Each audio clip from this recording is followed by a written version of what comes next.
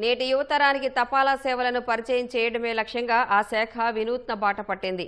ఆంధ్ర యూనివర్సిటీలో Gen Z post office ద్వారా కొత్త అంకానికి తెరతీయనుంది. స్వయంగా విద్యార్థులే నిర్వహించుకునేలా ఏర్పాటు చేసిన ఈ తపాలా కార్యాలయం నేడు ప్రారంభం కానుంది.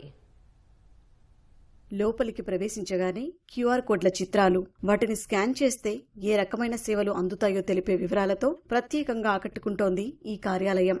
ఇదేదో ఫోటో షూటింగ్లకు సంబంధించింది అనుకుంటే పొరబడినట్లే. విశాఖలోని ఆంధ్ర విశ్వవిద్యాలయంలో కొత్తగా ఏర్పాటు చేస్తున్న జెన్జెడ్ పోస్టాఫీసు ఇది.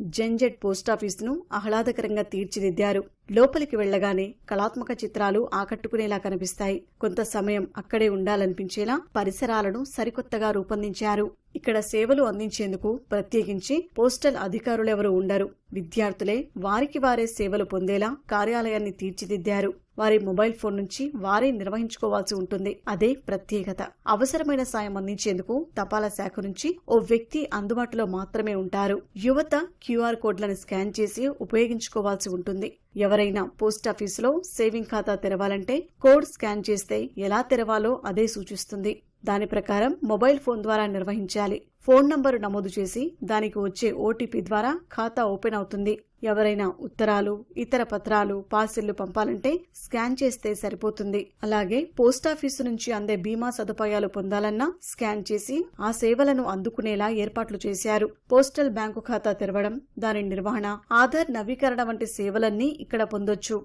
స్టాంపుల సేకరణకు క్యూఆర్ కోడ్ స్కాన్ ఏర్పాటు చేశారు. భవిష్యత్తులో కియోస్క్ ద్వారా సేవలందిస్తారు.